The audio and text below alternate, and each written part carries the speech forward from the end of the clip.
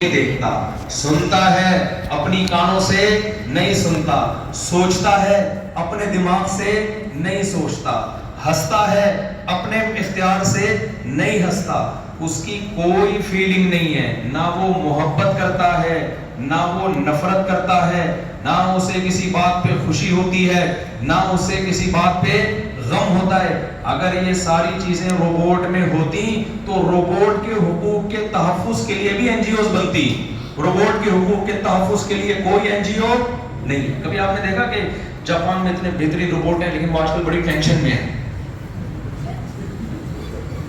بھائی ان کے بھی تو دیکھ رہے ہیں، چل رہے ہیں، کام کر سکتے، انسانوں زیادہ اچھے کام کر رہے ہیں، تو چونکہ آج کل وہ ٹینشن میں، سائنسدان جب جاتے ہیں ان کو کھول کے ان کے پرزے کہیں اور لگا دیتے ہیں، تو ان کے پرزوں کی حفاظت کی تحریک چلاؤ۔ کبھی دیکھا آپ نے؟ تو جو روبوٹ جاپان کے سائنسدانوں نے بنائے وہ خود سے بنے ہیں یا ان کو سائنسدانوں نے بنایا ہے؟ بولو نا، بنایا ہے۔ اگر کوئی پاگل اٹھ کے کہے کہ جو جاپان میں روبوٹ ہیں خربوں سال میں ایوالو ہو کے آٹومیٹیکلی کچھ پرزے آ کے اتفاق سے جڑے تھے اور پہلے بندر روبوٹ بنا اس کے بعد پھر انسان روبوٹ بنا، دنیا میں کوئی عقل مند مان لے گا؟ بھائی یہ نہیں ہو سکتا، یہ پرزے آپس میں خود بخود نہیں جڑ سکتے، جو یہ بات کرے گا اس کا مطلب اس کے اپنے پرزے کم ہیں، پھر اس کے اپنے دماغ کا کوئی پرزا ہلا ہوا ہے۔ اور آپ کو پتہ ہے پاگل تھوڑا بھی بہت ہوتا ہے، پاگل میں تھوڑا نہیں ہوتا۔ ایک صاحب مجھے کہہ رہے ہیں میں تھوڑا سا پاگل ہوں، میں نے کہا بھائی تو پھر ہم سے دور ہی رہے، 6 فٹ کا فاصلہ، کیونکہ پاگل تھوڑا ہوتا ہی نہیں ہے، کچھ بھی کرنے کسی ٹائم پہ، بھائی کیا بھروسہ ہے۔ تو مجھے ایک بات بتاؤ، جو یہ کہے گا کہ یہ روبوٹ آٹومیٹیکلی خود بخود بنا، میرا گلا بہت بیٹھا ہوا ہے، بہت بیٹھا ہوا ہے، رمضان میں چپ ہی نہیں بیٹھتے نا، تو جو یہ کہے گا، اچھا روبوٹ کا گلا بھی نہیں بیٹھتا، کمال کی بات ہے، نیچرل ہے ہی نہیں۔ جو یہ کہے کہ یہ روبوٹ کچھ ایسا ہوا تھا کہ کچھ پرزے ہلے، ایک طوفان آیا، ایک دھماکہ ہوا، اس کے نتیجے میں یوں ہوا یوں ہوا یوں ہوں کر کے یہ روبوٹ بن گیا، مان لو گے آپ؟ بولو گے اربوں سال میں بھی پرزوں کی ایسی ایڈجسٹمنٹ آٹومیٹیکلی نہیں ہو سکتی۔ تو مجھے ایک بات بتاؤ، یہ جو میں اور آپ روبوٹ بیٹھے ہوئے ہیں، جن کی آنکھ میں دیکھنے کی صلاحیت، جن کے کانوں میں سننے کی صلاحیت، روبوٹ کو پاور ملتی ہے بجلی سے، ہمیں پاور ملتی ہے پراٹھوں سے، انڈوں سے، ملائی سے، مکھن سے، ان چیزوں سے ہماری باڈی میں کیا آتی ہے؟ انرجی۔ کیا یہ روبوٹ خود بخود بن سکتا ہے؟ کمال کی بات ہے، اس روبوٹ کو تو ایک بہترین دماغ نے بنایا جو بے جان ہے، اور جو بنانے والا سائنٹسٹ ہے جو اس روبوٹ سے کروڑہ گنا زیادہ ذہین ہے، وہ خود بخود بن گیا۔ یہ بات کھوپڑی میں آنے والی نہیں ہے۔ کتنا پیچیدہ روبوٹ ہے جو اللہ نے بنایا۔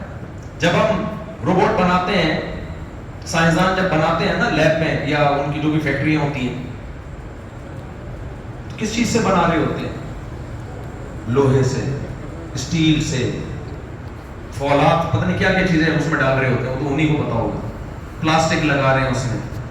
اللہ میاں جب ماں کے پیٹ میں یہ زندہ روبوٹ بناتے ہیں، اس کے لیے میٹیریل کیا استعمال ہو رہا ہے؟ روٹی۔ ماں روٹی کھائے گی، بچے کی آنکھ، ناک، کان، دل، دماغ، جگر۔ ماں پراٹھا کھائے گی، بچے کی آنکھ، ناک، کان، دل، دماغ، جگر کس سے بنے گا؟ اس پراٹھے سے بنے گا۔ ماں پیزا کھائے گی، بچے کی آنکھ بھی بنے گی، ناک بھی بنے گی، دل بھی بنے گا، دماغ بھی بنے گا اسی پیزے سے۔ ماں انڈے کھائے گی، اسی انڈے سے بچے کی آنکھ بھی بچے کی، ناک بھی بچے کا، دل بھی بچے کے، دماغ میں۔ ہاں تھوڑا سا کوالٹی میں فرق آتا ہے، برگر کھایا ہوا بچہ برگر کی طرح ہوتا ہے، انڈے کھایا ہوا بچہ تھوڑا سا بنتا پورا ہے۔ میں اس لیے کہہ رہا ہوں ایسا نہ ہو پریگنینسی میں جو خواتین ہیں برگر کھانا شروع کر دیں گے، جب پروڈکٹ ایک ہی نکلے گی، جب پروڈکٹ میں کوئی فرق ہی نہیں آ رہا تو پھر آرگینک چیزیں کھانے کی کیا ضرورت ہے؟ بھائی پروڈکٹ کی کوالٹی میں کیا آ جاتا ہے؟ فرق آ جاتا ہے۔ دیسی کھایا ہوا دیسی ہوتا ہے اور فارمی کھایا ہوا فارمی ہوتا ہے۔ جو چوزا اپنے پاؤں پہ نہیں کھڑا ہو سکتا وہ تمہیں کیا اپنے تمہارے 2 ٹانگوں پہ چل پائے گا وہ تمہیں؟ जो चूजा खुद भाग नहीं सकता मेरे भाई, मैंने तो पाले हैं ना। अभी छोड़ा, फिर टॉपिक चेंज हो जाएगा, बात करना और ये अभी फिर 4 शादियां आने लगी थी बस निकला है मैंने गड़बड़ दूध। तो मुझे भाई ये बात बताओ कि जो रोबोट देख नहीं सकता वो तो खुद ब खुद नहीं बना, उसे जापान के बेहतरीन दिमागों ने बनाया, और कमाल है वो बेहतरीन दिमाग खुद ब खुद बन गए। ये पॉसिबल नहीं है, ये मुमकिन नहीं है। तो मैं ये अर्ज कर रहा था, हम बने नहीं हैं मेरे भाई, हमें बनाया गया है। हम दुनिया में खुद आए नहीं हैं, हमें लाया गया है। तो जो लाया है हमें उससे पूछना है हमें क्यों लाया, और फिर हमें यहां से क्यों निकाला। मौत देखे, खलक़ल मौत वल हयात, तबारकल्लज़ी में अल्लाह कहते हैं लाता भी अल्लाह है, यहां से निकालता भी अल्लाह है। अब हम लाने वाला भी अल्लाह, निकालने वाला भी अल्लाह। मौत भी अल्लाह ही देके दुनिया से निकाल देता है। तो हमें अल्लाह से पूछना चाहिए था, ऐ अल्लाह तू हमें दुनिया में क्यों लाया, फिर तूने हमें दुनिया से क्यों निकाला। मौत ना रखता, हमेशा के लिए पैदा कर देता। लेकिन अफसोस इस पर है कि हम ये सवाल अपने लिबरल प्रोफेसरों से पूछ रहे हैं, हम ये सवाल अपने दोस्तों से पूछ रहे हैं, हम ये सवाल अपने आप से। काम करने वाले से रीजन पूछी जाती है कि आपने ये काम क्यों किया। जिसने काम नहीं किया उससे रीजन नहीं पूछी जाती। देखो, एक आदमी बैठा हुआ है, 2 रोटियों से पेट भर जाता है, उसने 8 रोटियां खा ली। अबे कोई बैठा हुआ है मोटा ताजा ना, 8 रोटियां खा ली, आप उससे पूछ रहे इसने 8 क्यों खाई। मैं क्या कहूंगा, भाई खाई इसने है, जवाब मैं अपनी रोटियों का हिसाब दूंगा, दूसरा कितनी खा रहा है ये सवाल किससे पूछा जाएगा, उससे। तो जिससे जो काम करता है उसके अलावा किसी और से पूछेंगे तो ये आपके अहमक और बेवकूफ होने की दलील होगी। मैं समझा पा रहा हूं अपनी बात? yes. दुनिया में हमें अंग्रेज लेकर आया है, बोलो ना, डार्विन लेकर आया है, या आपके यूनिवर्सिटियों के प्रोफेसर आपको दुनिया में लेकर आए हैं, या आपके माँ बाप ने आपको पैदा किया है, वो तो जरिया बने हैं। बनाने वाला कौन है? अल्लाह है। एक पानी के कतरे में आंख, नाक, कान, दिल, दिमाग, जिगर, गुर्दे, फेफड़े, ये बनाना माँ बाप का काम नहीं है, ना ये किसी साइंटिस्ट के बस में है। ये लाखों साल साइंस ने तरक्की की, जिसके नतीजे में एक बेजान रोबोट बना दिया, उसमें भी अब तक वो जान नहीं डाल सके। और मेरे रब ने पानी का एक कतरा लिया, मनी जिसे कहा जाता है, जो थोड़े से अरसे में मिट्टी से बनाई उसने, और माँ के रहम में ले जाके सिर्फ 9 महीने में उसको रोबोट बनाया। और अल्लाह के बनाए हुए रोबोट में और साइंसदानों के बनाए हुए रोबोट में फर्क ये है कि साइंसदानों का बनाया हुआ रोबोट भी देखता है, भूल जाते हैं कि हम मदरसे किस सिलसिले में आए थे। रूटीन एक चल रही है ना, ये मिसाल से एक बात समझाना चाह रहा हूं। थोड़े दिनों के बाद वो ये भूल जाते हैं कि हम यहाँ, बोलो, किस सिलसिले में आए थे। जैसे बार बार एक लतीफा सुनाता हूं, एक आदमी की शादी हुई तो दुल्हन से कह रहे कल मेरी आपसे शादी हुई थी, इस सिलसिले में हाजिर हुआ हूं, इस सिलसिले में हाजिर।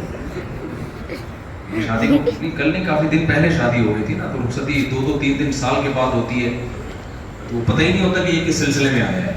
तो बताना पड़ता है कि मेरी आपसे 3 साल पहले शादी हुई थी, इस सिलसिले में मैं हाजिर हुआ हूं।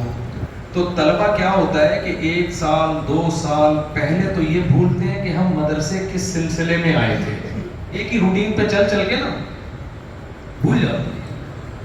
अगले 2-4 साल में ये भूल जाते हैं कि हम दुनिया में किस सिलसिले में आए हैं। पैदाइश का मकसद ही क्या होता है, भूल जाते हैं।